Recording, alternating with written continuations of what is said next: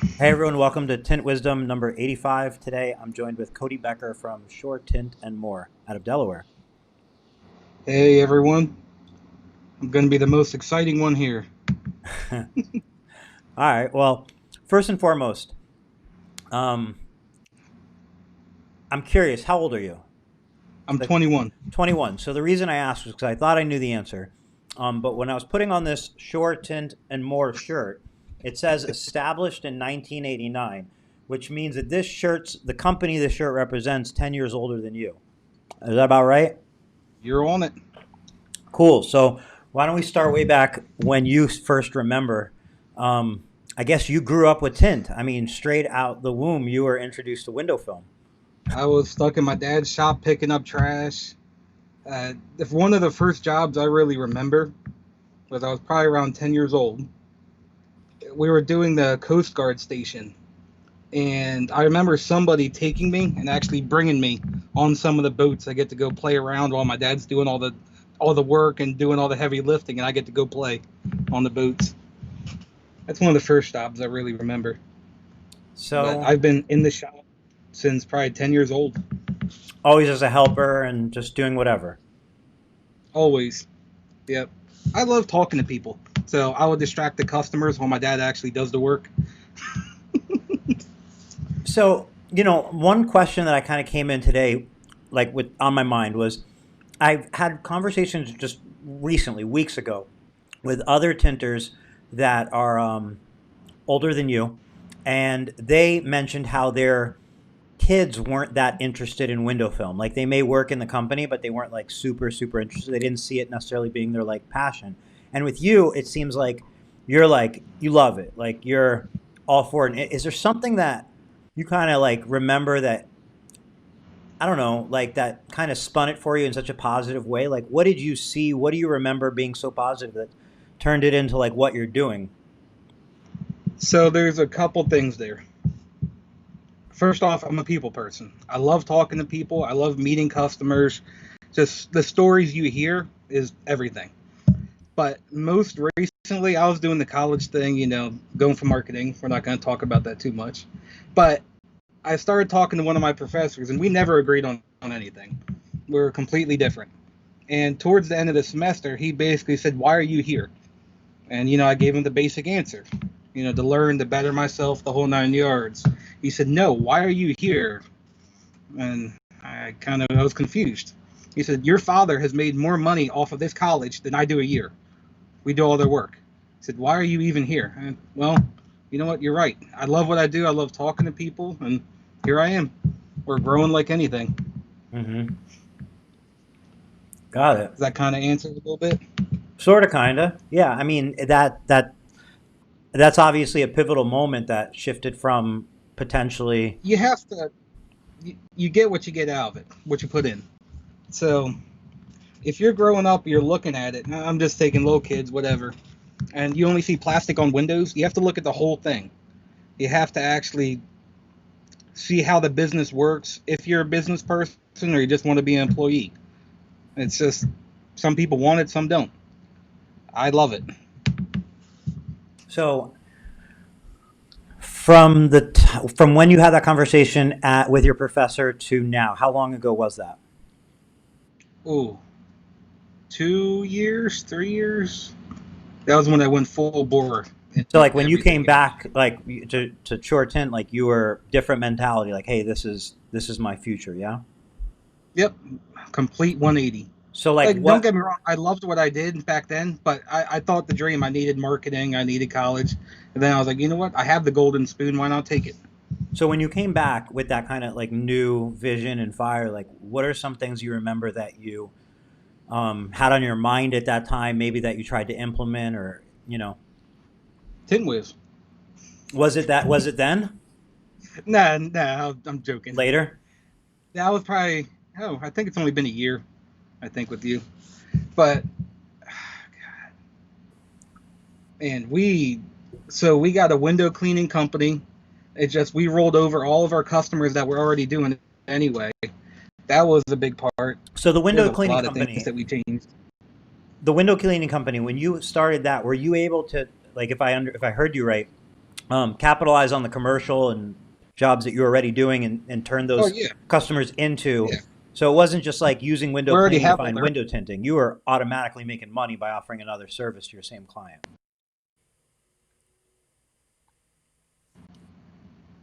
Your connection's a little cut out for a second. So, I'm about to say I hear you perfect now. Yeah, it just froze up for a second. It's all good. No.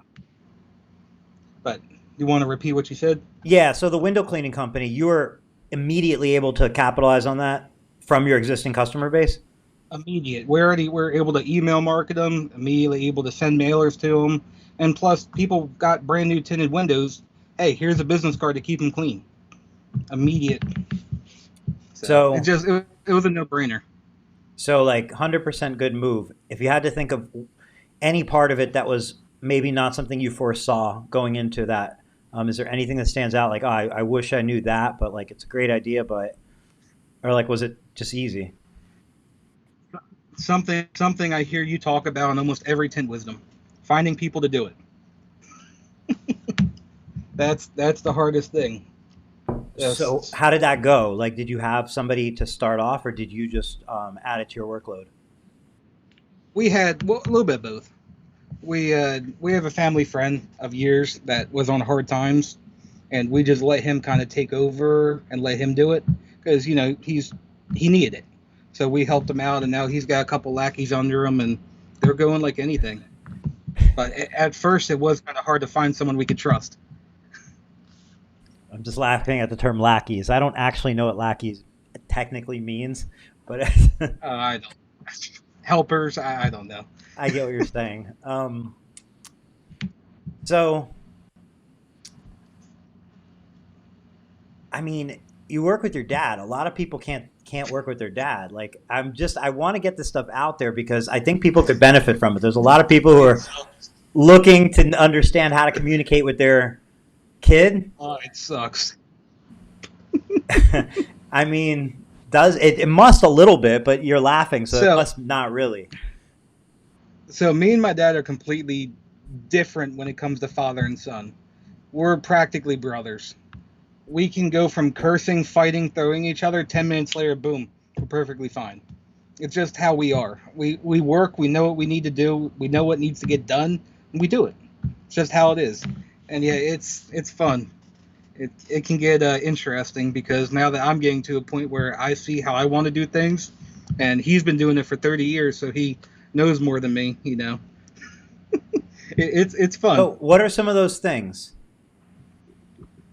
Just basic processes. Just I if you want to go the automotive spectrum, I'm a little bit over clean. I clean everything I can, and he's like, you don't need to do half of that crap. Then you can just do it; it'll be done. Just different things. Like I also talk to the customers more. He's more old school, so he's like, here's what you need, do it. This is what you want. I'm there going through everything, the specs, the whole 9 yards. I'm more of a nerd, so Okay. just a And couple things that set us apart. has like that sort of thing. I imagine that's the sort of way like a relationship complements each other because he obviously has his 40 years of experience, and then you have kind of a new angle on it and seeing value in customer service and so on. Like if you were both, I mean, he's in the comments, you're in the video in front of me, but like if you were both kind of next to each other and I asked you at the same time, like, do you see value in those changes? Like, would he agree with you? Do you think now, like, have you seen it grow the business? Have you seen the results from it? Oh yeah, definitely, 100%. And I get it a lot. How do you work with your dad? How do you do it? It's your dad, man. Just if you have a good relationship already, it's not that hard. You No, if you have a good might fight, you relationship, might you hate each other jump for the on it. day. Yeah. Who? Just I think some people are afraid of it more than anything. Mhm. They don't want to hurt each other's feelings or stuff like that. Yeah. Yeah. I mean, it has to be a good relationship. You have to be good with communication, or obviously it's a challenge. So your dad actually said, I want to read some of the comments. He said that he signed a lease or that you all signed a lease today for a shop that will be your own shop. So is that going to be, I guess, is that location number 2 or 3? Yep, it's second location. Okay. Our first one's going to be more flat glass oriented, and hopefully something else in the future, but I don't know yet on that one. And the new location is going to be the quick cash, 30,000 cars a day on the intersection. It's going to be cars. It's going to be automotive, the quick turnaround. So, and that's what I'm going to be stuck with managing. Well, It's going to be congratulations. fun. Yeah, like I said, we're growing like anything. He's going to be doing a lot of flat glass, if I'm not mistaken. I'm going to be over there. Have you had the conversation of like, all right, we're growing. We're obviously like our biggest challenge is staff to manage all this growth and install all the growth and so on. Have you had the conversation of like, should we just do flat glass? Should we just do automotive? Should we do 50-50? What are we going to do? Like, can you give me a little bit of insight as to like how you came to a decision? Because you're expanding. So how do you come to that decision? Or is it just kind of whatever feels good? Very quick, very quick. We were, I want to say a good 6, 8 months. I'll push it to a year maybe. We wanted to get rid of cars completely. We wanted to completely outdo it, just do strictly flat glass. Me and him just banging out. And the biggest thing was finding people to do the cars, because we're not going to sit around and make a couple grand a day in the shop when we can make 5, 10 grand on flat glass. We can move a lot more. But now we finally have good people with us to help us grow, and we're able to easily. And was that simply by hiring, or did you train? Like, did you hire experienced people? Did you train people? I don't want to get into it too much, but our head guy now, he started up competition near us, and there was a disagreement, some racism stuff over there, and now he's over here with us, completely 110% Got it. behind us. He loves our view. He's growing. He's That's a great guy. awesome.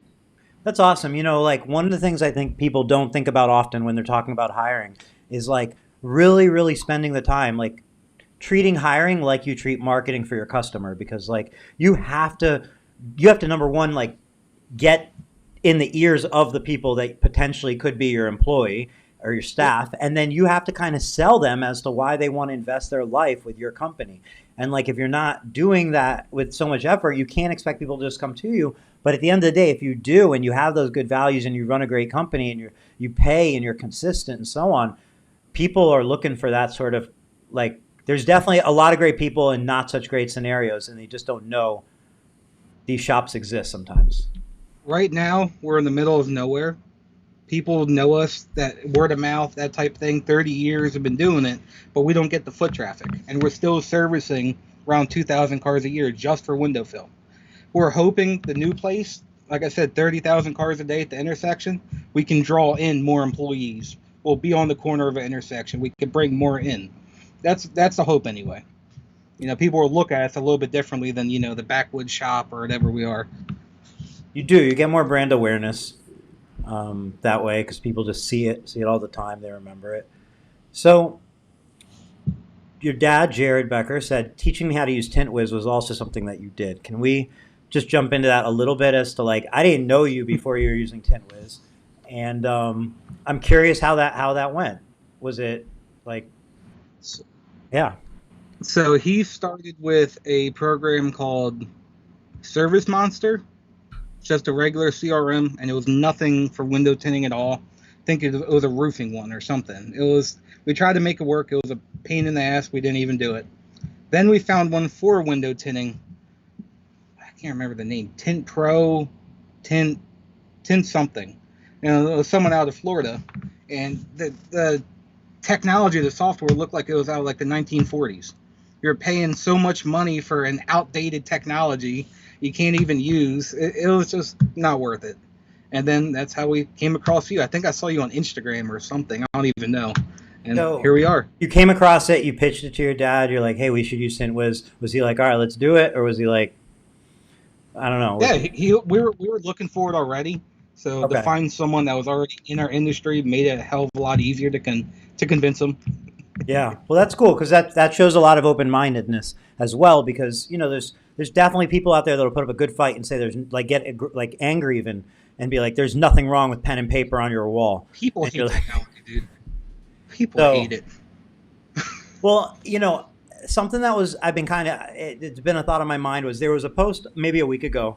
I don't know if you saw it, but somebody said Can you believe the nerve of this guy? Like he had text messaged the guy asking for an appointment to get his car done at like 10:30 p.m. And the guy was like, "Can you believe?" Like he responded like, "Are you serious? It's like 10:30." And the guy's like, "All right, I can take my car somewhere else. Like not a problem."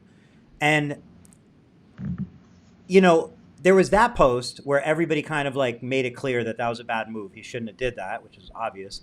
But then there was another post where I saw somebody's like calendar on their wall and it was a piece of paper and they had literally they handwrite in their schedule.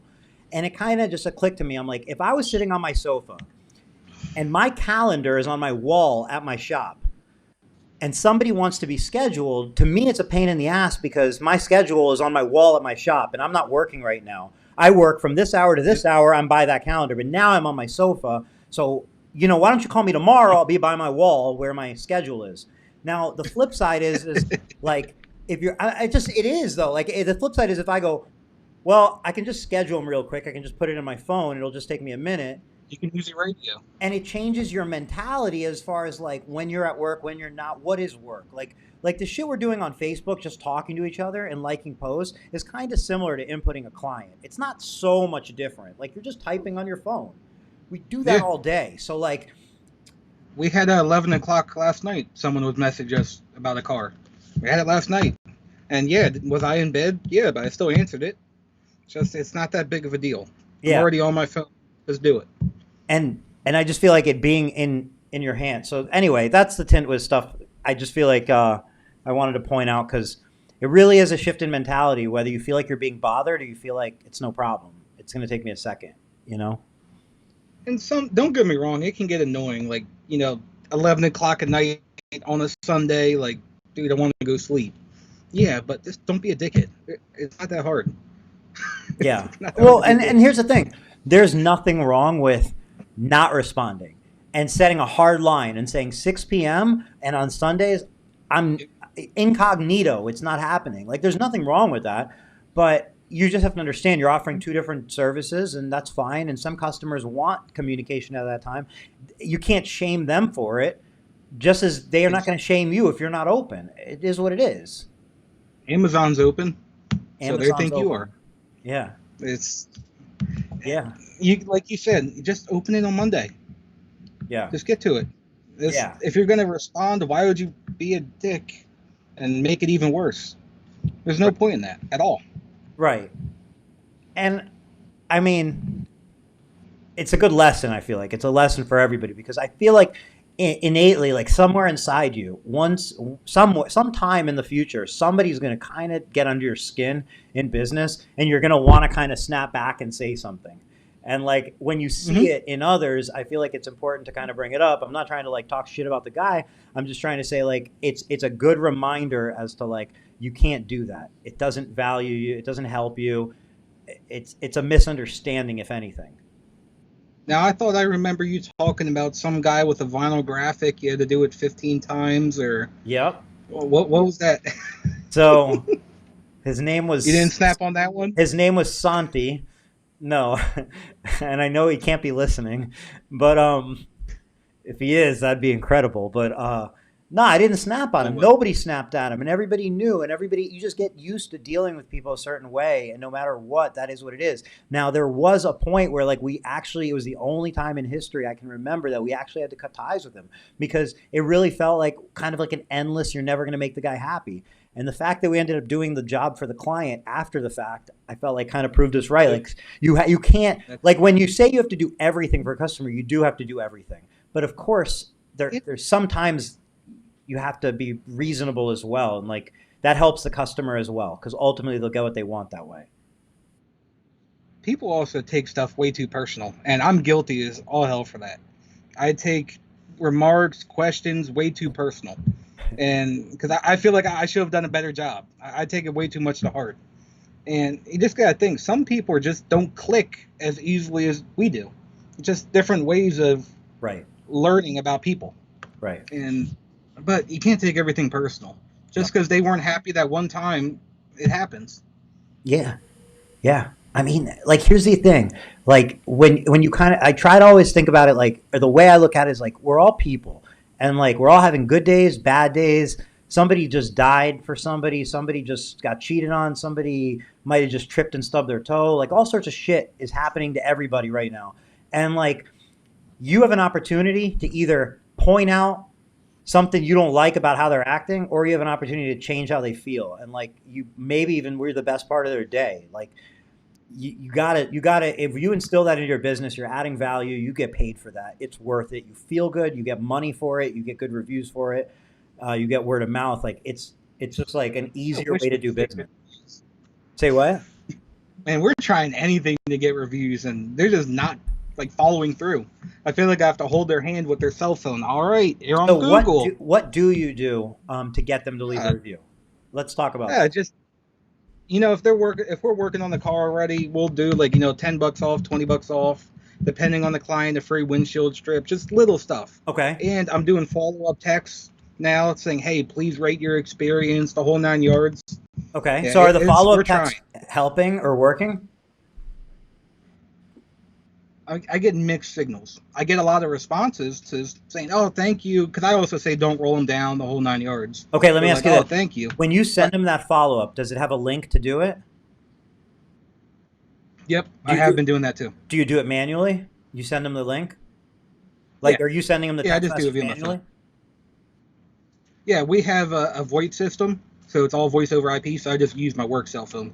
I just text them. So I can make a suggestion, and I can guarantee it's going to blow you away as far as the amount of reviews you get.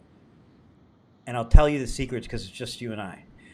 Um, so what you can do is you have to use a review request software, okay? Because what that's going to enable it to do is automatically send them a review request, and the right trigger to do, and you can connect it to TintWiz so that it happens automatically. But basically, like you would want it so that when they pay in full, when a customer's paid in full, they're going to instantly get a text message asking them to leave a review. So meaning like, I just checked out with you. I just left Cody. He just made me laugh. I'm so happy with this tint. He's asking me for a review. I'm going to leave that review. That costs you no time. And it's different than 3 days later where I'm kind of like, yeah, I want to leave him a review, but it's been 3 days. So it could be Just another now three catching days. up. So like you definitely want to do that. And do you use QuickBooks Online? Yeah, Okay. yep.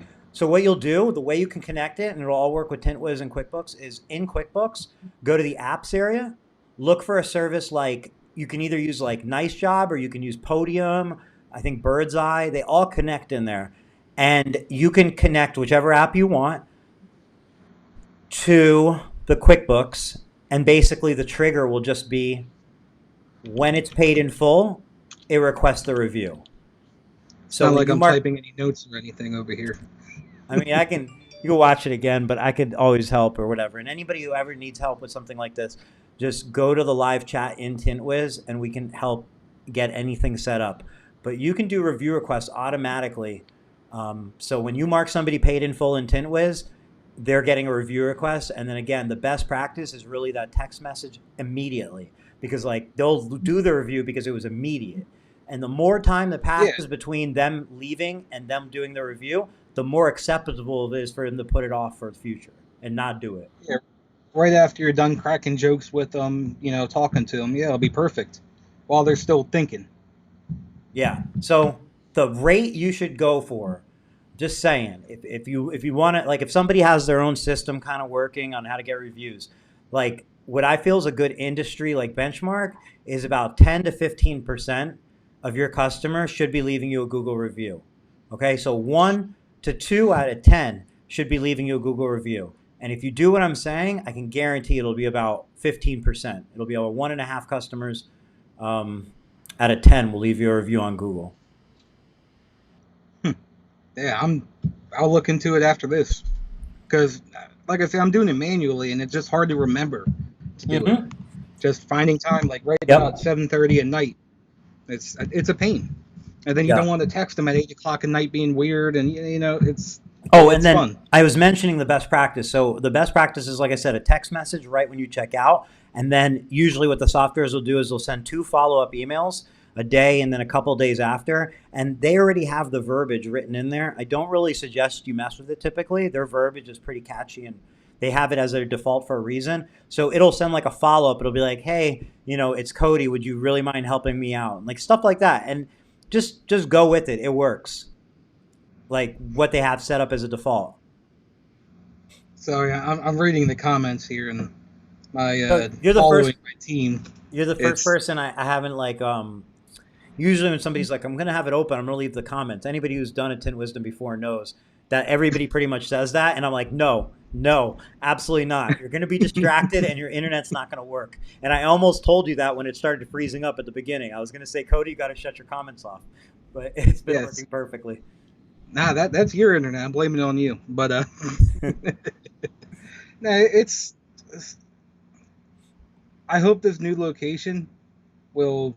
I don't want to say make us look professional, look corporate, or just put us in that next level Yeah. that people will kind of respect us a little bit more because we're already not the cheapest in the area, and we just need the frontage to back it.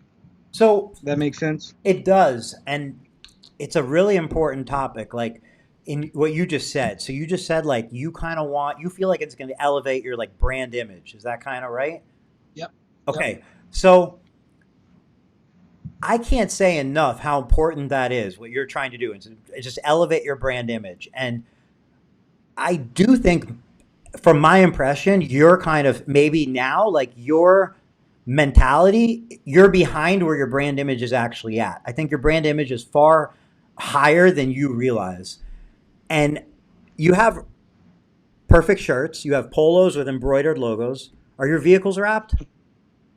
We're working on that now. Okay, so you I was get your on vehicles Fiverr this wrapped. morning. Cool. So you get your on what? On Fiverr. No. You ever hear of Fiverr? I've definitely heard of Nah, Fiverr. I love it. It was I want to see your vehicle the wrap from Fiverr, because if you can get your the vehicle wrap from Fiverr, renderings. you're a badass at using Fiverr. It was a $50 design, and I love it. It looks great. I All had right. so many different things to add on it. They did everything That's quick, awesome. couple days, Well, $50. that's a lesson to anybody too, like on sites like that. You can get garbage and you can get something that like Cody just described. It really depends on how you kind of hunt out and how you describe a Do gig your that you're research. doing. Right. You got Do to your look into the research, designers and go ahead. and you got to be able to walk in there, or not walk in there. What the type in there Virtually. and say like, give them as much info as you can. Don't just leave it hanging out there for everyone to just guess. Just give them as much as you can, so they don't have to ask you 400 questions about Right. what's tint, what does it do, what's heat rejection. That's it. Because it's you're communicating what you want out of it to them. If you're not communicating it, you're just imagining it, and then you get frustrated when they don't do it, and then Yep. you I gave basically them a link to the website. I gave them pictures. I gave them examples of what I like, what I don't like, whole 9 yards. yeah. I was like, just do it. I need it done. That's And cool, it man. worked. I was going to suggest 99 designs, and 99 designs would have cost you about 99 times more than you paid. So that's I want to say it was like 52, $56. And like I said, a couple yeah, days. I think I ordered it good for Friday. you. And So you have a wrap, you have a shirt, you have a wrap coming, you have a shirt now. Your website. What do you think of your website? it's great. During COVID, we completely redid it. Went Okay. over everything. Yeah, So now it's website check. that's all my dad. Reviews? You know, normally they what was that? Oh, I was going to say, how are your reviews? Oh, getting there. We're working How on it. many do you have on Google? Not enough. More or less than We 50. had so we had less than 50. We're at like 30 something. We Okay. had over 100. We were at like one, I don't know, 60, 70. And I guess they fall off or they disappeared. I have no clue. We were at a lot. That's weird. So that's something to look into. I would go into your Google places, like your Google business But listing, and hunt around, because Google reviews don't typically fall off unless they're like clearly spam accounts, which they're not, or else you yeah, wouldn't be talking about it. but even another one, better yet, we have a system in place at our shop. And you You're cutting out a little bit.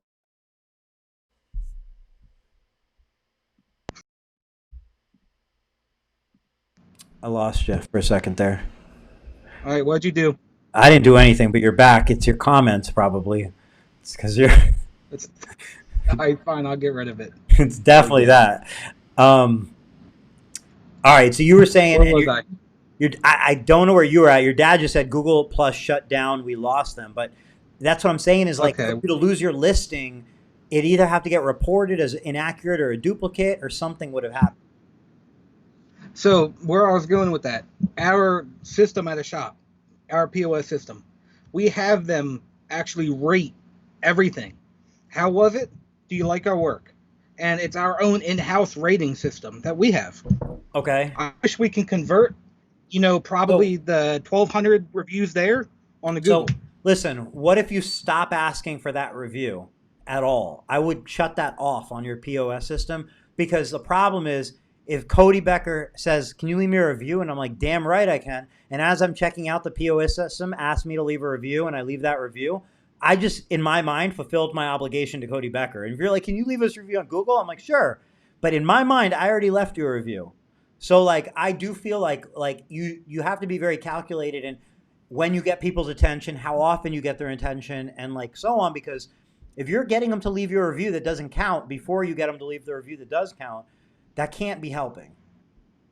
Or if we can make the one that they do already, the Google one. That would be a I better wonder how we do idea. that. That would definitely be a I better wonder how we idea. do that. But here's the thing there too. I don't know, and I don't really think anybody truly knows if like doing that because you're always on the same internet ID, like they're gonna have to log in to leave a Google review. They have to log into their account. So like they're gonna be logging in from your Yeah, POS yeah, system to their internet to their email. They're gonna feel super uncomfortable doing that, that's and a it's lot. always from the same IP address. That's not really the best. Like send it to their phone. They walk out. They do it, and you're done. Yeah, you got me there. Yeah, I like it. It makes sense. We were actually looking for the text message software probably not too long ago, and I think it just fell through the woodworks. We have so much other stuff going on. So It's a lot. so here's the thing. I just want to clear something up because like Jared said Google Plus shut down, we lost them. And then Rick said Google Plus was a wash, they shut the whole thing down. So like Google Plus as a social network, yeah, there was different aspects of it that don't exist anymore. But Google My Places is still Google My Business. And like 1000% sure Google reviews, like if you've had reviews from 10, 15 years ago, if nothing out of the norm happened, like your company should will still have them. Like they didn't do away with the review system. Like there's plenty of 10 companies that have hundreds and maybe thousands of reviews. Like so I'm just saying like when you're all saying it's shut down, like there's we're either talking about two different things or like because there's That's Google above my reviews. pay grade. It doesn't matter. I'm just throwing it Yeah, out there, like because like I know Google Plus as a social network, Rick Tallman said was a wash, but like if yeah. you I search a thought business, you still see your Google reviews. They didn't just start everybody was from there zero. was there a way to review through a Google Plus profile and it counted all together? See, like your Google Plus profile was still part of like your Google account. You have one Google account, which is like your Gmail. And if you had a Google Plus profile, it was tied to your Gmail. If you left reviews, tied to your Gmail. If you have a business, tied to your Gmail. It's all tied to your Gmail. So Okay.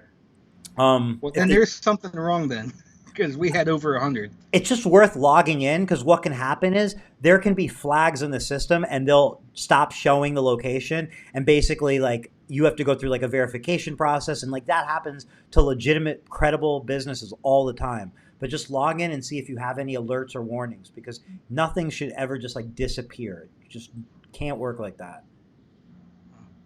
So Oh anyway, well. doesn't matter.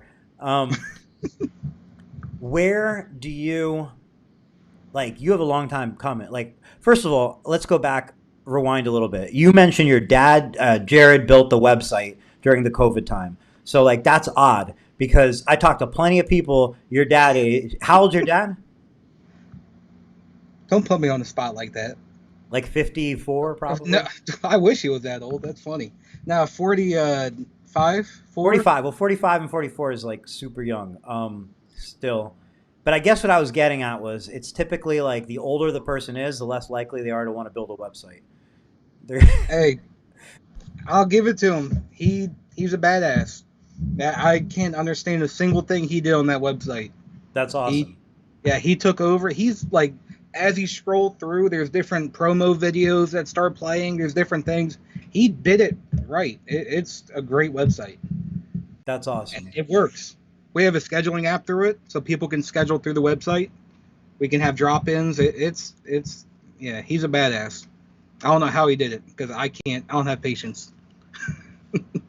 What do you think your like you mentioned a people person beyond just like talking to customers? What else do you like really enjoy about the industry or about the business? Making people happy. You got to think we're such a I don't want to say weird industry, but we're not a painter, we're not a drywaller, we're something a little bit different.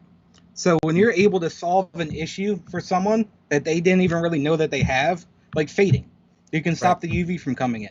They have that wow factor. Like, oh my god, you could do that with that. In their home. It's yeah, exactly in their home.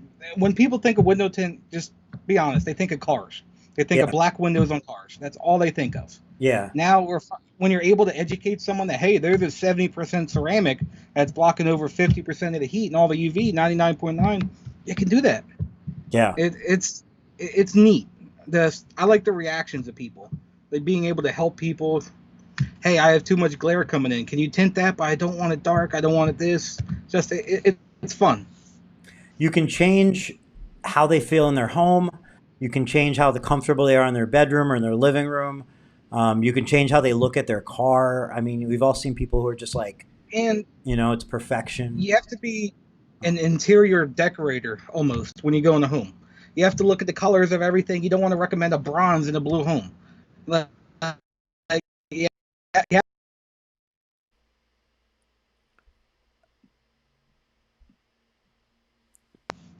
And I don't know what's up with Verizon today. I don't know, but it's all right. We have FiOS. We have 1 gig. I believe you. It's never what it is, though. Like on my end too, it just it is whatever. I'm just gonna blame it on California. That's all. This is how it is. Doesn't matter. You're 100% right as far as like, especially when you go into homes, like you're there to help them make a decision, and like that, I think, is the difference between like a successful flat glass company and sometimes people who feel like they're just selling film and they don't understand why the customer's not going with it. They typically go to price. Is like you're there to do a consultation. It's not a quote. It's a consultation. You're supposed to Yep. inform them of all the options. You're supposed to look at their glass. You're supposed to look at the direction the windows are facing and where the sun is. And you're supposed to give them what's going to solve their problems and visually appeal to them and last and so on. And like, if you're just going in there showing them film and telling them, a price, that's not the same thing. Before I even show them a sample, I ask them a few questions. What do you want on your windows? What are you trying to solve? Yeah. What do you want your windows to look like? It narrows it down, and then they get the wow factor, and I actually show them. It's it's just simple things that I don't think other companies understand. It's weird. I think our industry is full of egomaniacs, and here's my film. This is what you need. Do it. Like no, it's you got to be able to talk to the person.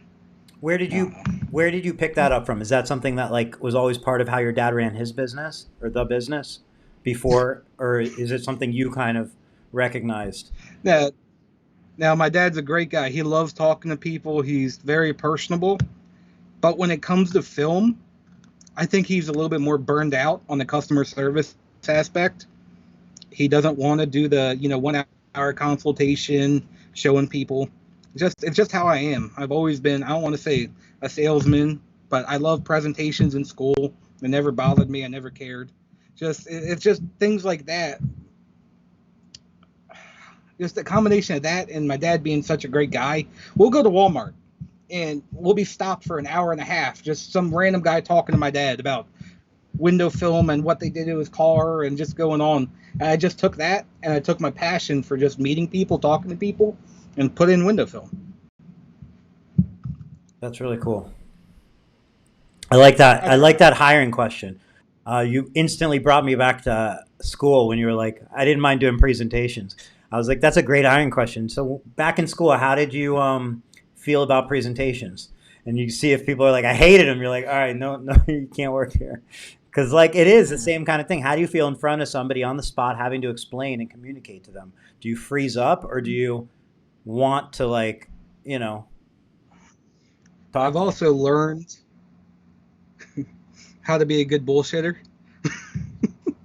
Like So small chat, like small talk kind of like idea? yeah, Like if you draw on a blank, I know how to talk around it. I can fill in the gap, stuff like that. Like you're good at Be able banter. to just, yeah, just navigate the waters with someone.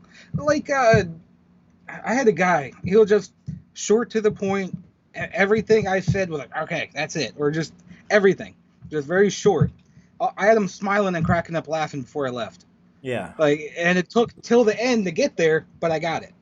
Just I don't think a lot of people know how to do that. And that's a sale because if you went in there and were like, it sounds to I me got like the in your job. head it became a challenge. You were a challenge. How I'm going to crack this guy and we're going to be friends by the end of this. But if you went into it, you're like, this guy's a dick. It's a waste of my time.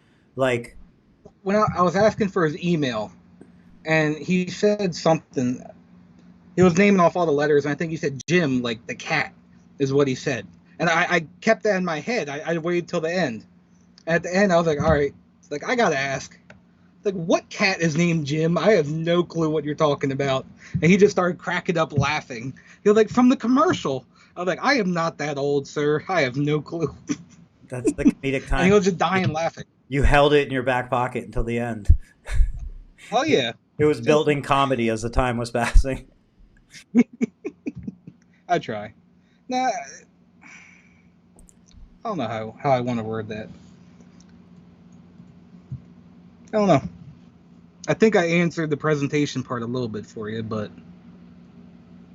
did you So like presentations in school? I didn't like presentations.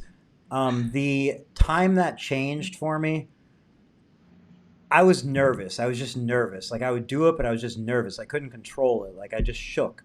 And the time that changed for me was in my first year of college. I had to do speech class. It was my second semester, and I knew somebody who took the speech class with my teacher the first semester, and they had scored like really well. So I had them write my speech. So I went into the class completely unprepared with this speech that I just felt so confident in because I knew it was an A speech because the person got an A with the same teacher before. And that one evening went really well for me for whatever reason. And then after that, I was super comfortable. Like that one, it went from me like shaking to me having one good experience. And then that one good experience was in my head. And I was like, I can do it. And then after that, it's just like, it's not something I enjoy, but like I feel like to a point I enjoy it, but I'm nervous like anybody would be. But you just get past that and you do it and you make a good time of it and it goes well. Since you were nervous at the start, did you do that whole like look at people in their underwear thing or picture them naked or whatever? Did you Not, do that? I didn't try to do that. However, what I would think about is just simply like if me and you are doing this right now, like we're talking and we know we're live, and if I go, gosh, guys, I'm just so nervous right now. Just give me a second. I'm so nervous. Like, okay, that didn't make it any better for anybody. It didn't make me look less nervous. It didn't help you all enjoy anything. Like, so what I mean is, I just simply tried to eliminate all the dumb shit you do while you're nervous. Because if you just eliminate all that, nobody knows if you are nervous or not. And then eventually it goes fine. You don't look nervous. You know what I mean? I feel like it's almost a little self-fulfilling prophecy. Like you almost bring it out of yourself as a You way look to the part. almost get acceptance, and it makes it worse. So just hide it. Hey, you want to look the part. That's yeah, fake it till you make it, right? Yeah, I mean, look, if you meet somebody and they're a little intimidating to you, don't start looking down and away from them. Look at them and try to exude some confidence because if not, you're going to feel even See, more intimidated in a few minutes from now.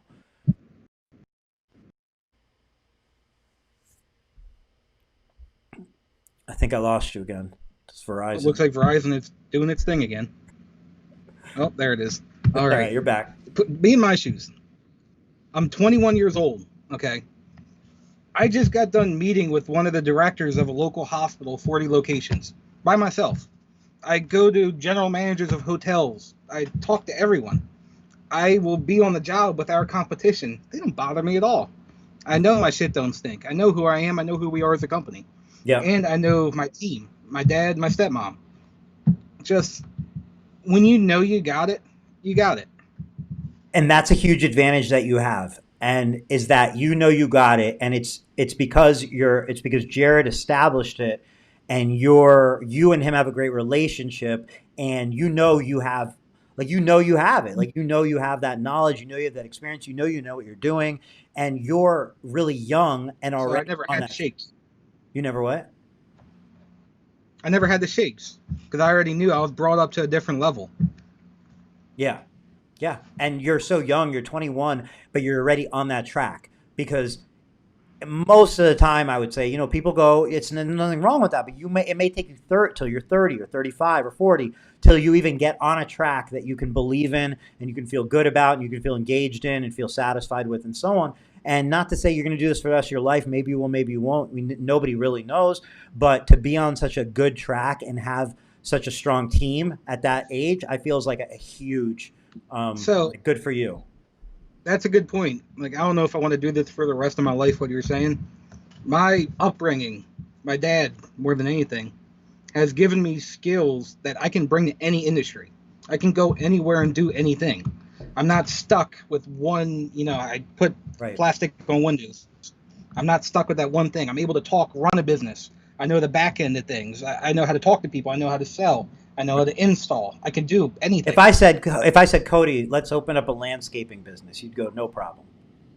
As long as I'm not cutting grass. No. No, of course, of course. But you know what I'm saying? Like, when Yeah, you look, I feel like, for coming from a yeah, window film perspective and knowing the intricacies of glass and kind of all these different, and then you're like something simple, like just like repetitive, like clean a pool. You're like, yeah, that's no problem. That's gonna be way easier. It's yeah, just same shit, And then, like you're saying, yep. you can take it to anything. So with that said, with those skills, I mean, again, you can only know so much of your future, but do you think ahead and go, one day I may be here, my dad will be retired, and what does this place look like? What does Short Tent look like when Cody's 50 years old? Like, is there kind of a vision, like I'm gonna be Yeah. nationwide or whatever? We haven't even opened up our second location yet, and we already have a spot for our third. We already know what we're doing, our plans, we're growing, and if someone wants to come up with, like $10 billion or something, they could buy it. 10 billion.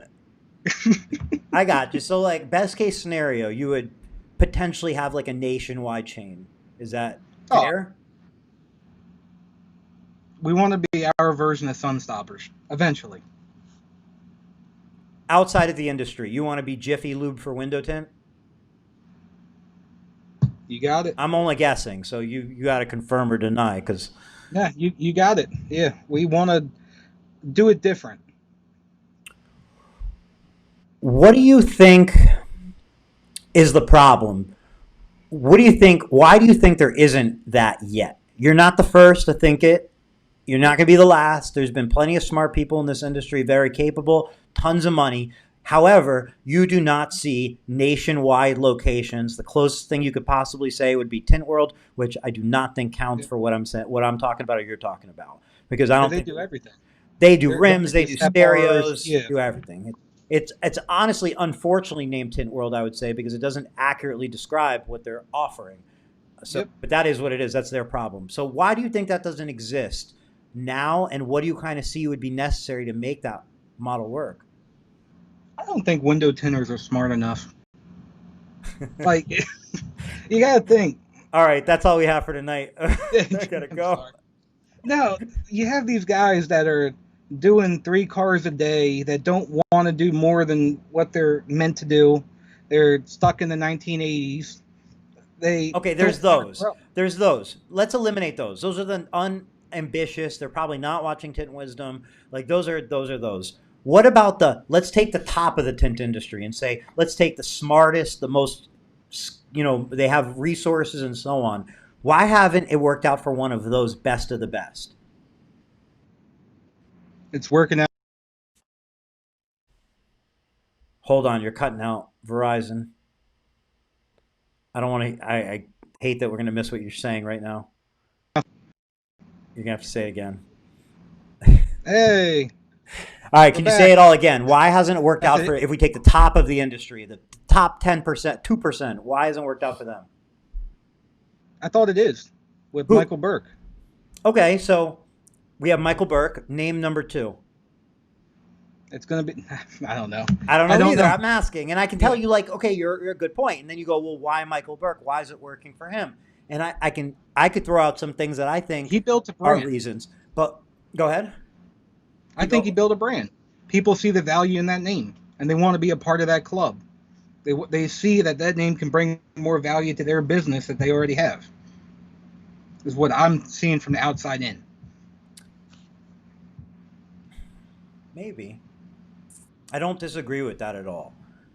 I feel like, and we're both speculating. I just want to always say that because, like, I can only tell you what I see, what I feel, and people that actually have turned themselves into sun stoppers would know the best of what the draw is. But to me, when I think of sun stoppers, from only the little bit I've known, which is similar to what everybody else knows from these Tint Wisdoms, is I feel the draw is Michael Burke in the sense that there's like a sense of leadership there. There's a sense of structure. There's a sense of I've done it before and it's proven to work, and that sense of like security and having your back, having like right now you have your you have your dad. If I'm like, some shit happens, you're like, my dad's been in this for 40 years. This isn't going to be the last one. We'll get through it. Like you kind of have that sort of like, but like if you're by yourself and you're very uncertain and it's only your second year in this or fourth or fifth year and you haven't made that progress, and then somebody else comes along and says, I can show you, I can make it easier, I can give you scale, like I think that's the big draw to Sunstoppers. But people don't want to be a business owner, they want to be an installer. They don't want to be an no, entrepreneur. I think this. I'm 1000% I consider myself a business owner. If I had the opportunity to own a Starbucks, I would not turn it down. Not because it's easy money, but because I feel like I would love the opportunity to learn how they put their systems in place. What does their training and onboarding systems look like? How do they hire? I want to see everything about their business. And of course, it would be a freaking honor to even own a company like Starbucks. So if that would make me less of an entrepreneur, then I see where you're going. But I don't think that makes someone less of an entrepreneur because there's so many aspects of a business that, if you're the man or woman behind those aspects, regardless of how they're coming in and what systems, still, I mean, it doesn't matter if you call it entrepreneurship. It's still business ownership. It's still hard work. It is what it is. And you get the corporate backing with Sunstoppers too. You get the, probably the manuals, the insurances, all the extra help that if you're just coming off the street, you don't know any of that. So, but I guess you get help there too. I feel like, okay, I guess one of the things that I think is a challenge, because again, if we're looking at Sunstoppers locations, the big difference that we'd have to put out there is that when we were imagining Cody Becker at 52 years old, you're on your yacht, and then there's all these pin drops across the country of where there are Shore Tint locations. I'm imagining Cody Becker owning them all. When you talk about Sunstoppers, and there's a million Sunstoppers, they're individually owned for the most part locations, and the owner may also be tinting windows, which is not a problem. But the reason I bring that up is because I'm always reminded kind of like I feel like there's a similarity behind tint business and a barbershop.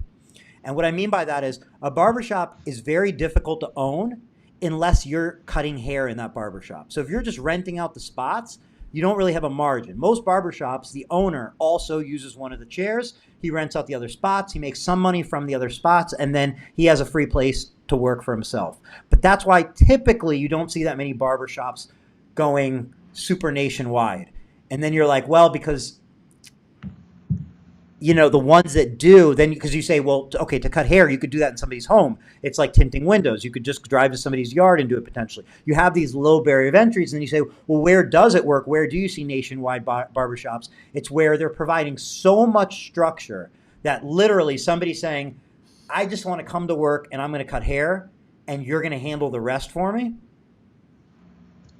And that's, I feel like, what ends up happening with the tint in a situation like a Sunstoppers, which is very different than actually having locations, not tinting there, paying a staff to do every job that's required, and still making a profit to make it worth it.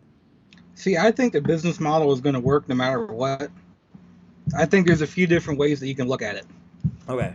The corporate look, which is what we want to go for. We want to go for the Jiffy Lube. We don't want the individual mom and pop, whatever. Would you rather go to Chick-fil-A or Joe's Chicken Shack on the corner? I know what you're saying. You get comfortable. It's not even the same, because with food, I'd rather maybe go to both because I feel like the hole in the wall. But with something like service for my vehicle, I definitely want to go with the more corporate. I want to know that there's look. If I'm getting my oil changed somewhere, I want to make sure it's like a national chain or something. So if they screw it up, Yeah. they can buy me a new car. Because if I go to Joe's oil change and he strips my oil pan, maybe he's not going to care. Yeah. So I You don't agree know with what you're you. getting. I agree with you there. I just think that there's it seems like there's some big challenges that fall into place when you try to expand the locations and the owner is no longer to be there at once, like be at all of them at once. You're no longer able to tint windows and those locations have to stand alone and make a profit and be staffed and so on. And then you need to do that throughout the country. Not you, but we're Yeah. saying like why that doesn't exist. I think there's a good possibility that it should exist. I just don't think anyone's done it yet. You can figure that out when you get your 15th location, you know. Now I feel like you got to figure it out from like if you figure it out from your first or second location, like maybe your second, it'll be better than trying to figure out your 15th because your hair is going to be gone when you have your 15th. I got a question for you though. Shoot. Where do you see Tint Wiz? Because I can see Tint Wiz in a lot of different lights. Yeah. So Tint Wiz, Just I see Tint Wiz as, ultimately our North Star is, we want to provide tools and technology for the window film industry to better the industry, to better, we have plans for how we can better manufacture and dealer interactions and like those functions, tools for tinters, obviously, when I mean by digital tools and so on. If it can better the tint industry through technology, we're probably going to be involved in it in some sort of way. We're not expanding to other industries. We're not like, it's just not worth it. I mean, I'm just like all in with tint. We can go so much further with window film and be part of this industry than try to spread thinner across industries, which everyone else does. you know what's going to be the big thing for you? Tell me. Make a robot that tints for you. So that would be a good way to be the Tint Wiz most. package. It'll show up every month. Okay, so if I could do that, of course I would. It's not robots aren't really in my bag of tools. However, it's a little different. But I would say that would be a good way to be the most hated person in the tint industry. Would be the person who Oh yeah. creates that robot. I feel like I would need to get security film on my windows way before that happens. I put a post up about we just had a 2021 Kia K5 in. I've never seen that car before. I thought it was a Kia Stinger at first. I had no clue. Yeah. I put a post up and I made a joke. I was like, I almost had a hissy fit. I almost saw had to it. hand cut this. I made a joke. Yeah. These people that just went on there and just started reaming me. Hand cut's the best. If you can't do the hand cut, they think they're God's gift to Earth because they can trace a window with a knife. So, And I never said anything about hand cutting. I know. I saw the post and It made no sense to me at all. I mean, I don't know. It is what it is. Like I think sometimes look, hand cutting's a skill. The more skills have value. The more skills you have, the more value you have. Who wouldn't want that skill?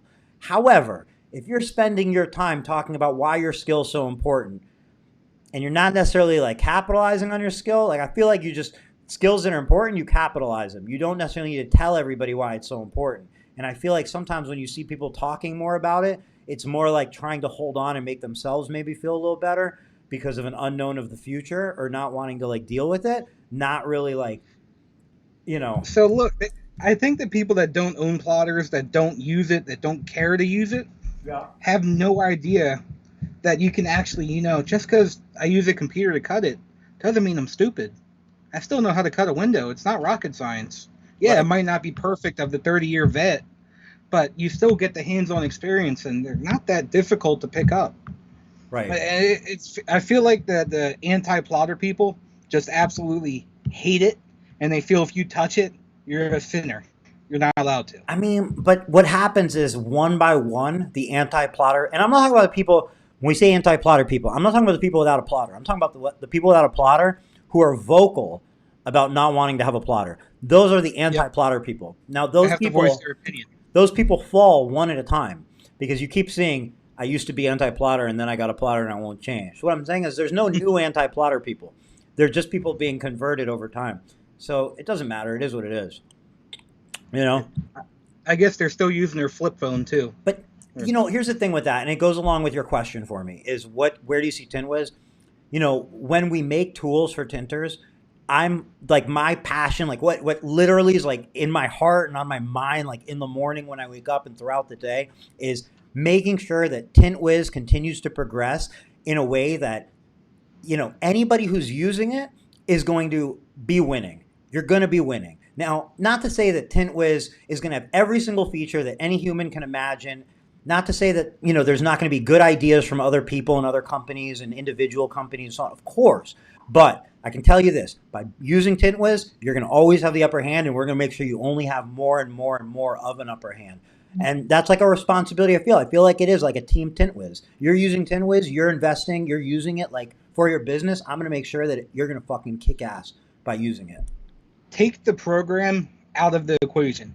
Uh-huh. I'm on a job site with a 60-year-old woman, and I show up with a tablet, and I make a joke. I use this line all the time. I'm like, yeah, we don't do chicken scratch anymore. My dad had carpal tunnel pretty bad. I couldn't read half the crap he said anyway. So we do everything, and it makes them laugh. Right. They don't care what's on the tablet, but it's just the act of doing it and shows that, hey, we're a little bit different. Of course. We're the only company that does this. Of course. And people don't realize that just that little tidbit of info, just that little bit can change the whole mood of everything. Yep. It's an impression they get. You're spending $2,000, $3,000, $4,000 on your house. Like, you want to go to the company that you feel like knows what they're doing and like has resources, and like that is one way that they feel comfortable. And another one is, there's always a percentage of customers who want the best. They're going to go with what they perceive as the best. So when you come in there and you're at a higher price, but you also look the best, you sound the best, you have the best technology and so on, and they're getting that quote to their phone and to their email, yep. Who are they going with? The paper? Like, there's no way. That's not the best to them. Exactly. And you're able to break it down super easy. And you got to make it an experience. I show them with the tablet, hey, this is how you look at the proposal. You go through. It's not just, here's your paper, you're done. You can actually make them a part of it. It makes them feel special. And customers, they want that special. They want to feel like they're getting something more than just tint. Yeah. It's the little things. You got to have your own live stream. Just focus on being a good salesman, a tint salesman, and just train people. I mean, not really, because I don't know how that would value you in any or I don't want to train my competition. But of course, not. But I'm just saying, you would make such a great trainer. Here's what I'm saying, I guess, in a stupid way that I just worded it. If I was, it's tough picking a company. I was gonna say Expel, but if I was like Vista, or if I was a company, I would call you up. You roll your. I don't know what tint company you use, and I'm gonna ask in a second. But what I was simply saying was, or trying to say was, if I was a manufacturer selling film, I would say, hey, Cody, I know you have your own thing and you're like really happy with short tint and more, but you can keep doing that. But I want to offer you XYZ of a salary because I want you to start training our dealers because I know what an impact you would have on our dealers. Would you accept XYZ? I'm just saying that's a kind of opportunity, because if you see somebody who knows what they're doing and you're a company and you have hundreds, if not thousands of dealers under that, if you can get that information to those people, I just think there's a value in that. I'm just saying, you should be getting. You want to know the most annoying thing I've learned from my dad? We're in the middle of nowhere, right? Delaware. No one knows Delaware, right? We have dealers come to us, had dealers come. They show us their tint. I don't want to say a brand, Hold on, Verizon cut you off again. Can't hear you. It's technology. It's the greatest thing out there. But they cut off a piece of film and they don't even give us a box. They don't label it. We have no clue what this is a week later. We have no information other than a business card and a piece of tint. Mm-hmm. And yeah, the guy was okay for 10 minutes, but after that, I have no clue. There was no lasting impression at all. And that's a common trend. It's a very common trend. And that could be improved by calling on people that are actually rock stars in the industry. They're doing their thing and using those people instead of just. Do you want to know what annoys me? Tell me. We sat down at Chipotle with a company, and they wanted to sell us on their automotive film, or all of it, but mainly automotive. And they gave us their sample books. Okay, you know how there's a little pin in the sample book, so you can just slide it around, whatever. Mm-hmm. The pin was damn near in the middle of the sample book, and you couldn't even read half of the stuff on there. So I'm supposed to show my customer half words, There's definitely stuff like that. Yeah. the TIS or the 5%, instead of 50. Like, come on, it's it's just the little stuff. Um. And that's a big brand. That's a very big brand. So the thing about that is, as a tint dealer, I feel like this is probably, if I'm guessing, probably something you do, but like what you're describing that manufacturers will do to you, that I think everybody's experienced, you don't want to do that to the customer. So what I mean by that is you have to give them samples. If you're not leaving samples with your customer, like you're screwing up. You have to leave them samples. You have to leave them a folder. You have to leave them samples. You have to leave them paperwork. You got to leave them with something that they feel like, when you get like a washing machine, you get like a booklet, or you buy a house, you get a booklet. Like, Yeah. what we, is, we do a lot of the care sheets and everything digital now. We just email it to them. well, They're straight in to care them. sheet, that's better because then they have them forever. They can reference. Exactly. They don't lose it. But yeah, we do the sample cards, the whole nine. What, Just, what's the clicker press? What's it used oh, for? I have to explain this. You gotta. Am I We had multiple allowed people to, comment on it. since I had to close my chat, ask them if I'm allowed to tell everything, or leave some out, or nah? They said We tell make everything. we make our own. Let's just say that. What We is it? don't What are we brand- talking about? What's a clicker press? It's a big machine that cuts film. Oh, Uh, like to cut down film? Yeah. Like if you It's want to like split a roll? no, like if we want to make sample cards. Oh, okay. Yeah, we brand ourselves. We don't brand other people all the time, but we have our own everything. That's smart. That's really great that you invested Film in sample samples. book, whole 9 yard. It says our name. Do you do printed graphics? We want to. It's just a lot of money to get into it, and where we are, there's not much space. So that's why we're moving. We're growing. We just got a 2,400 square foot just storage facility, just so we can get pallets of film in instead of buying a couple box. Yeah. We can actually store stuff and get declutter here, and yeah, we outgrew our location drastically. So, Hence, but yeah, we want to. We really want to. It's a lot. it is a lot. So how do you know which direction to go in? You don't?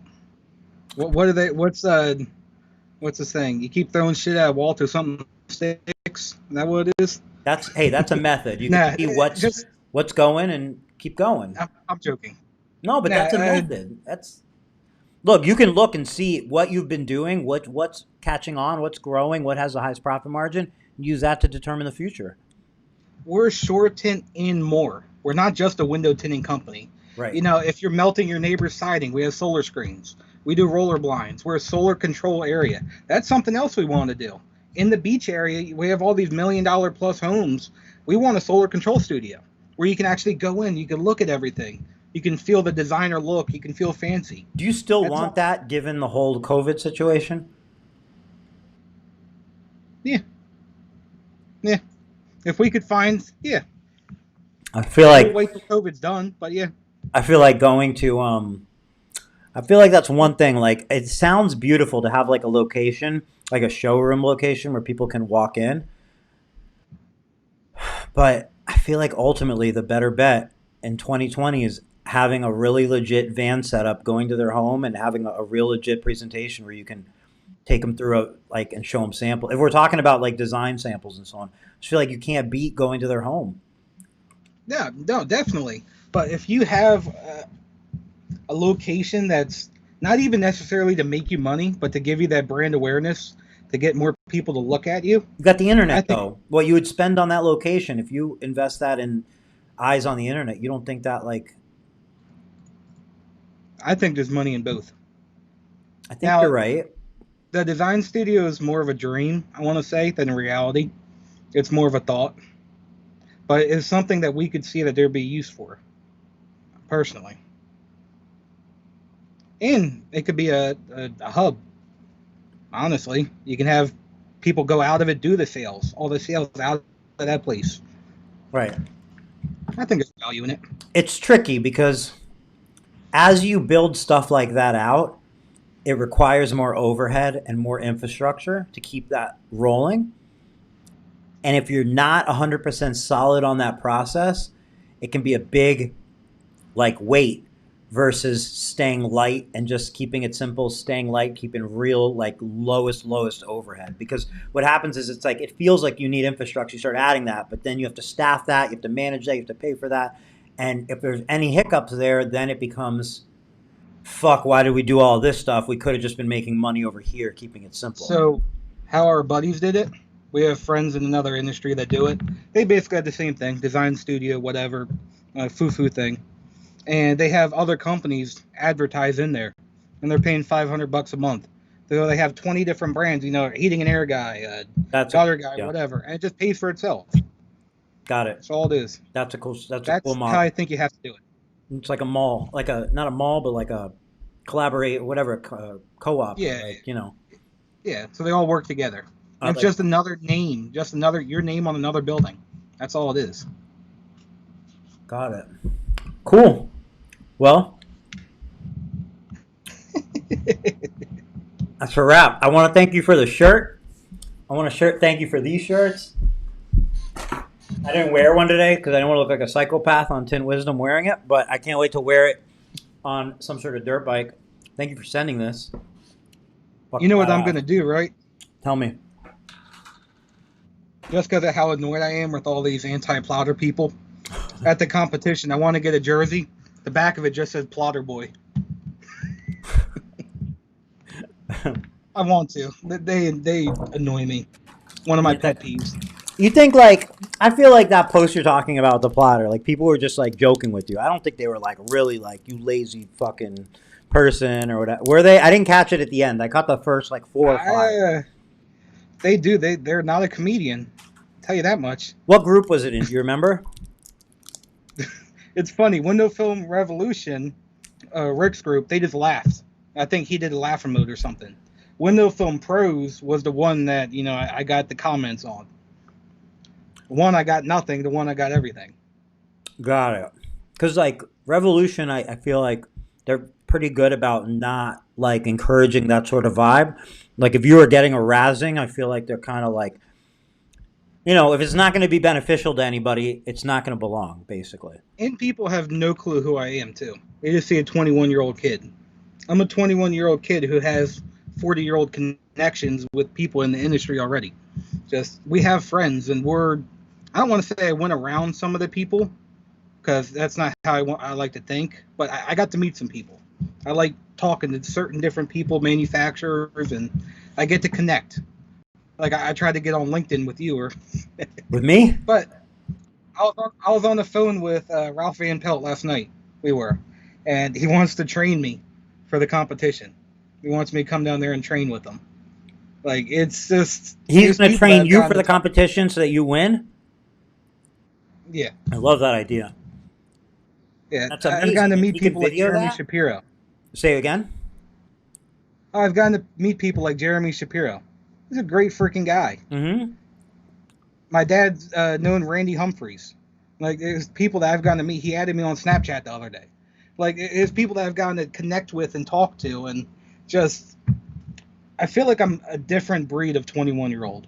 I don't know. You are. I mean, I love what I do. You're a part of a business, a family business that like is growing, and you have a part of that, and you seem like you've taken like hold of it and responsibility of it, and you're engaged with it. And like usually at 21, that's not where you're at. Like, in a good way. Like that's like 21, you could easily be like not doing that and doing nothing, or like there's tons of stuff you could be doing. I want to go look how far Delaware is from Georgia, because that's where Ralph is, right? It's far. How are you going to go there? Like you were going to go there for how long to train? It's 11-hour drive. I don't know. He just said it. I don't know if it's true. I don't know if I even want to do it. I have no clue. Here's the thing. If you can make a video that's something like Mike Tyson training for this next upcoming boxing, or like Jake Paul training for his fight, and you can do something similar with Ralph Van Pelt, and then if you can win, game changer.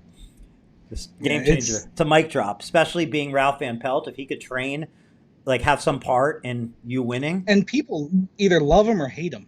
It's so funny with him too. So especially if having him as a backer is even funnier.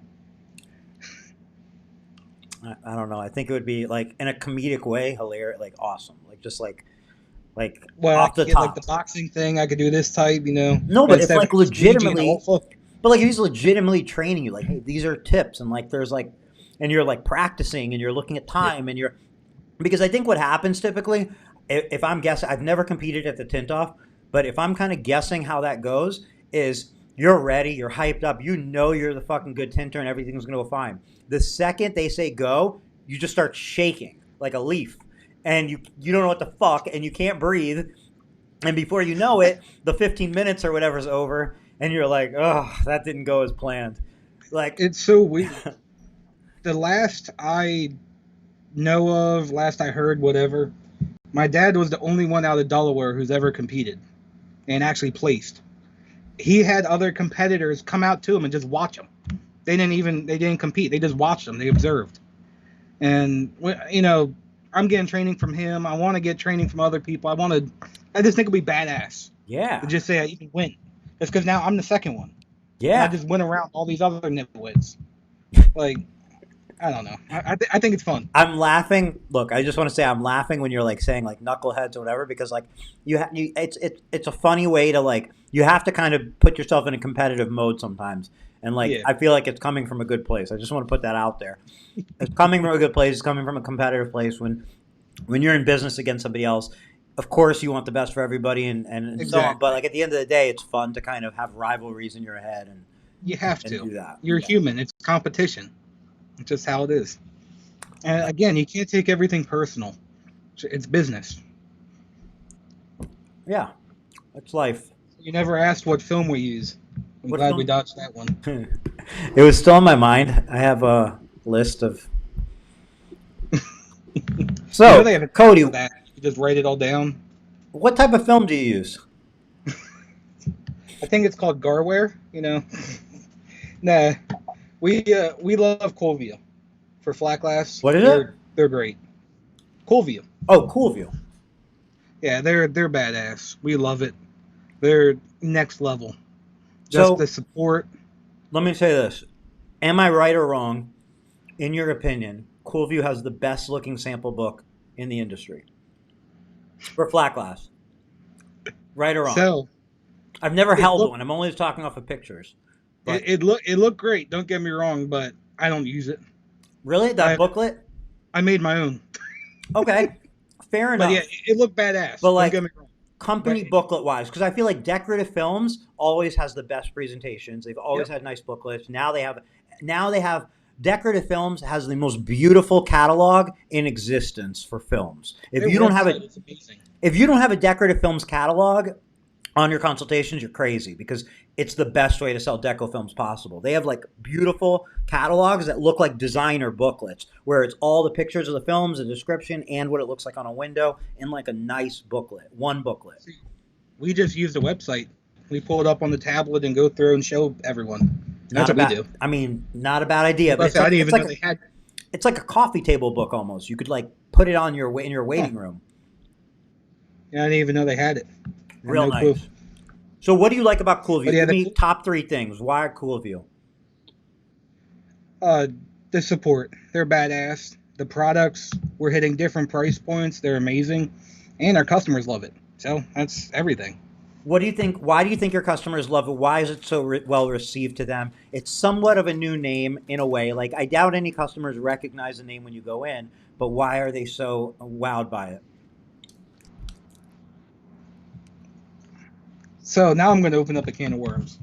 So That's good. That's who doesn't like worms? people rely, salesmen, business owners rely on the brand to push their business way too much. Well, they don't. They're not going to push their It's business at all. I can I, I can show you anything and you're gonna wow it.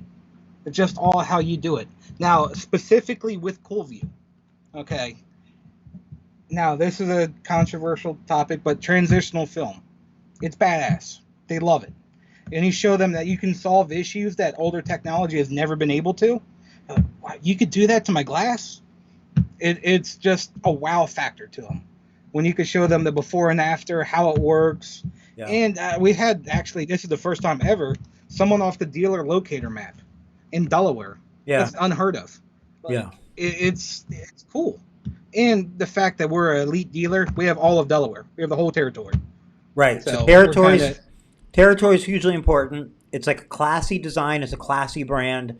it's Uh, clean. it's clean. It's like professional. It feels modern. It feels like everything. And then the wow factor. That's a huge thing when you're going in to sell window film, because if you can't say why this is the best option for them, then don't expect them to think it's the best option for them. And like, Exactly. you know, When you're the only company that can supply that option too, is even better. hmm how long have you been with Coolview? Oh, less than a year. Couple months, 4 months, I'd say. Not very long. Not long at all. But the support, like we were global, and we were technically express over here, hmm and we got nothing at all. Like Whenever nothing as far as what goes. Like you reach out to them with a question or what happens? A problem? as hey, we need 2 samples booked, we get one. Like it just stupid shit. Just doesn't. They have no marketing, from what we know. No marketing. Right. There's no literature. There's just no backing. We had to do everything. Hence hmm why we can do everything now. We can make our own stuff because we were forced to at the point. Coolview, they have badass sample cards. They have books. They have all the literature. They have logos, pictures, different mailers. They have a lot you can use. Videos. On our website, we have all the videos on it. They're badass. It Yeah. just made our job a lot easier. Took a burden off of 100%. us. Right. Right. So like the answer is you can sell any film. Anybody can create marketing for it. You can go in and pitch it. You can sell it. You can create a website. You can do everything. But when a company is doing it so well for you, it's one less thing you have to do, and it's one more thing that is a way that they add huge value and they differentiate the film. It's how do I want to word this? When you show someone a film sample and they're like, "Oh, that's you manufacturer? Is that like 3M?" It's exactly like 3M. You know, you just go through and they love it. It's just cool view. That's that they. It's clean. When they Google cool view, the first thing comes up transitional windows, Yeah. then comes up our name. It's just everything works together. Yeah. It's beautiful. Just the way they have it done. And I can't say enough. The team that we deal with, they're great. They're awesome. I'm a little tired of the Zoom meetings though, but they're great. What kind of Zoom meetings do you do? Like, are they just check-ins, or are they like team meetings? Oh, they've done check-ins, onboard meetings. Then there's check-ins. Whenever I have a dumb question, they feel like they have to turn the webcam on. It, That's awesome. it's fun. That's the signs of Yeah, a good they're company. there.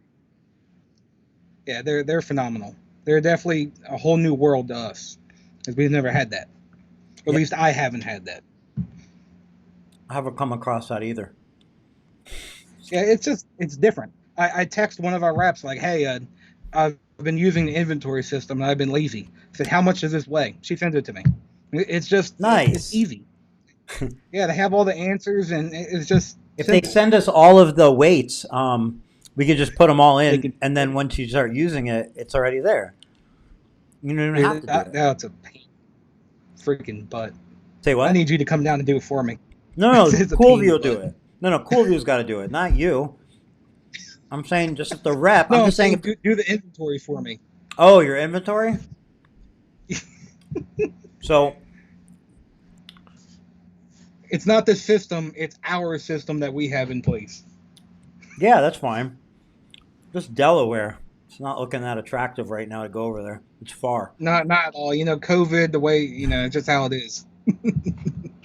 No, but if No, not, hmm, it's we have a lot of boxes that are partial, half this, that, and it's very hard to keep track. it is hard to keep It's track fun. of. You should be using the Tint Wiz inventory system. If you're not, you will be in a matter of You are time. now. You are now. But keeping track of inventory for flat glass is an enormous task because those boxes build up quick. And if you don't know what's in them, then they build up even faster, You tell me I can't just pop it open and look down the core now? right? No, but really, like that was one No, of those it's things in my we're business. loading everything in now. All the Like, new stock, it's a hell of a lot easier and stuff trying to figure out there's 6 linear foot or 52 linear there or Yeah, it's all the new stuff. We load it, and it's easy. And that label maker is pretty strong. We dropped it down a flight of steps by accident. It's still working. Good.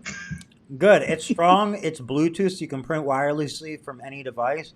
And we actually, one of a dealer that uses Tint Wiz shared on their social media, I think a couple days ago, they were actually using the label printer and they were printing labels for individual measurements. So they were pre-cutting their film for a job the next day, and they were using the label printer to label the individual measurements so that they could stick that label on the roll, and then that they tagged us in that. So that's going to be a feature that's just added to Tint Wiz, or will be added to Tint Wiz rather, where you can print labels for measurements as well. I can print labels for my radio. You can print labels for your radio. I wanted to ask, oh, well, it doesn't matter, I guess. I wanted to ask you about your truck, but we'll probably do that off. Nobody else probably Yeah, cares. I don't think that's a Tin Whiz topic. So, you use TinWiz on your truck screen typically? Like you pull it up there because you have a web browser, or was that just like a one-time thing? Or No, yeah, it's a web browser. Yeah, I can just boop, but map do it. you Yeah, does it it is works. it connected to internet? I guess like Wi-Fi. Yeah, yeah, yep, Like all the yeah. time is what I'm saying. It's Like you're driving, it's just like having an yeah, iPad on your dashboard. it's exactly. I don't have built-in Wi-Fi in my truck yet. I use the hotspot for my phone, and I could just do anything. I'm not supposed to. I'm not telling you I do, but I can watch YouTube while driving. I can watch Netflix. Right, right. It's badass. That's So really I cool. didn't use Tinwiz. That's really cool. It's just that's another thing. People in our industry, they need to get in the times. There's a lot of things that can make their life a lot easier Right. when it comes just to basic 12-volt iPad holders in their truck. Yeah. Just driving around, you can add different things, different leads, GPS, the whole 9 yards. Not everything has to be Google Calendar or off your cell phone. Yeah. Yeah.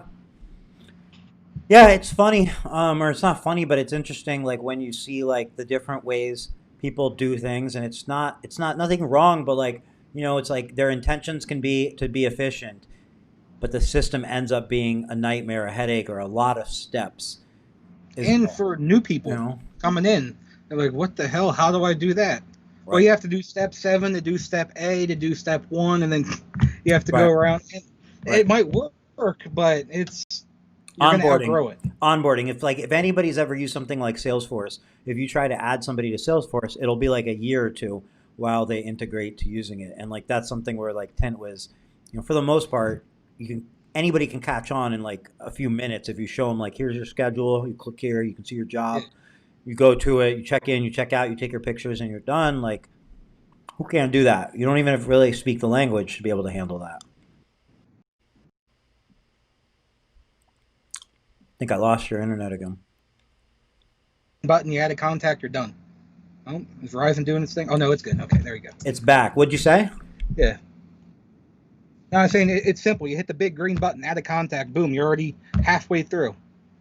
And I remember first getting on TintWiz, it was scary. You had no clue what the hell you're doing. This is my money going on a program. And, well, now it's everyday use. It's easy. Well, And that's, hmm. I don't want to talk over you. No, you're not. Go ahead. There's just a little delay, so it gets a little tricky sometimes. But go ahead. It's that damn California internet. But it's just, so we use different things. We have thermal imaging. We can take pictures, take a thermal image of a window. We have Spike. We could take measurements off of a picture. There's different tools that, yeah, installers, business owners are getting to make their installs easier. Why not make the back end easier too? Right. Right. Because that's the whole division between tinting is the service, but there's more to it as a business. Exactly. And you get you could be an installer and do a couple covers a day for your whole life and be happy. You can love it. Right. But I don't know. We want to grow in a different direction. So we take everything as best as we can. We try. Well, I think you're doing it. You're well on your way. It's like a pleasure to chat with you. I And forgot I had the background on the whole time. you do have the background, which I really like. It's like it's a freaking badass background. And I guess you said it was part of Skype, right? Yeah, let's see here real quick. Uh, So that's kind of cool. So just to throw in there while you're changing backgrounds, a couple new yeah, I'm features just that are going to go live this week. They're just little updates, but you're going to see a you're going to be able to in the next couple days name your projects. So currently projects like flat glass or cars, they're just going to either be the address of the job or they're going to be the type of car. In Tint Wiz, you'll be able to actually name your projects. You can name it anything you want. like a yeah. Yeah, you could just name it. I mean, you can name it. Like if the address is sufficient, that's perfect. But if you want to like name the job something, you can name it. And also, you can put in precise measurements now if you're doing like width times height and you want the width to be like a decimal and you want the height to be a decimal and you don't want any rounding at all. I know it's to me a terrible idea, but like some people run their business very precisely to they want to know like the window's 47 and 3/8, not 48. If that's the case, you can do that in the next couple of days as well. Build the frame's crooked. Say exactly, and then you have to measure every point of that window to make sure that that's it. It's not a good That's another idea, thing. but Let's say you hate a plotter, right? Take yeah, cars out of it. You can use it on flat glass so much. yeah, You know how many true divided lights we do with it? Like, we can actually bring the plotter to someone's home and set up in the garage and cut out 400 little teeny squares so we don't have to hand right, cut. right. We just lick and Huge stick. time saving, incredible time saving to plot out French panes. It's just, there's so much more you could do with it. I think Yeah, there's a big value that people like Ralph Van Pelt are doing in the industry yeah, with how he's selling them, he's pushing them. yeah. He's trying to bring awareness that, hey, we can actually use this. This is a good tool. Right. He is, and that sort of development, like you get the haters right away that'll be like, it's a piece of junk or just use this. But like that sort of development pushes the whole industry forward. It really does. It educates people. It probably will lead to further development of those plotters. They'll probably even develop based on his feedback, and like it pushes things forward. So more power to him for doing that.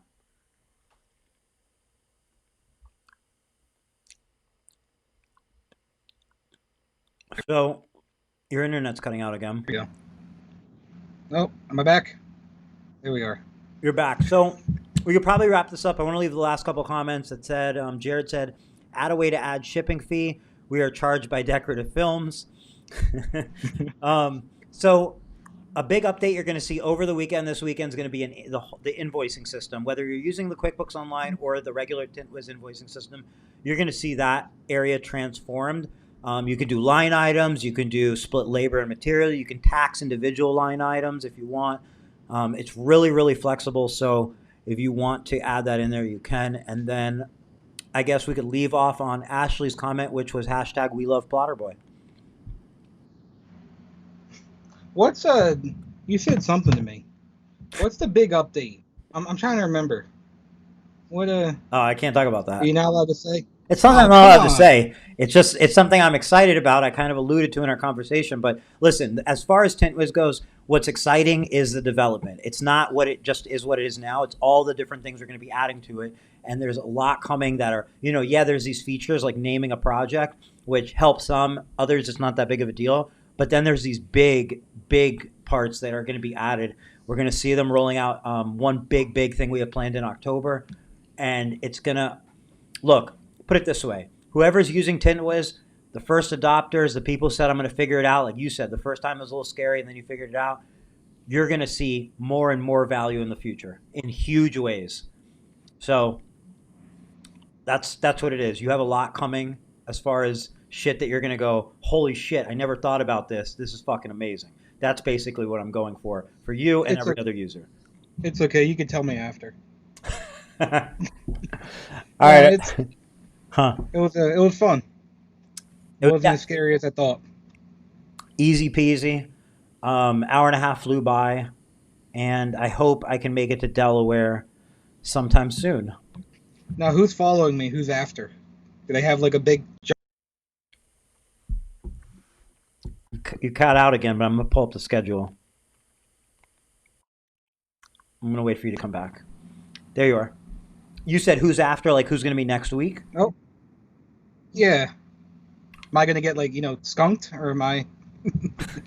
So I can go through and say that next week is Chris Queen. I have to confirm with him, but that's who's on my calendar. After that, I have Vernon Ball. Again, need to confirm. Then we have George L. Chingon, the, hopefully I pronounced that right, the jerky master, which made the best jerky I've ever tasted in my life. After that, we have Joshua Miller from Las Vegas, I believe, and that'll be on 8/26. And then after that, we have the infamous Mitchell Goldman on September 2nd. So that's from now until September 2nd, the lineup, and I don't know. There it is. That's gonna be fun. Yeah, George is a good guy. Yeah, Badass jerky. definitely. Definitely, man. I bought, I think, 5 pounds of jerky from him the first time, and we were gone. Like, it was gone like a day or two later, and then I had ordered more, just like immediately. I was like, "What do you have left, man?" And The Tennessee whiskey, or the Tennessee whiskey is badass. you know, my favorite. I didn't try that. I didn't try that when he didn't have it available when I ordered. But the raspberry one was like, it's kind of one. There was a raspberry that like it would be not something I would normally eat, and it was my favorite one. And the habanero. The raspberry chipotle one, Mm-hmm. I couldn't fuck with it. Nope, I couldn't. I didn't like it. The habanero, the mango ham. I think it was mango habanero. Anyway, get with George if you want the best jerky you've probably ever tasted. Shameless plug. I mean, it's the best jerky you've probably ever tasted. Well, that was fun. Thanks for doing this, Cody. Cody Becker, everyone. Thanks for watching. We'll see you next Wednesday.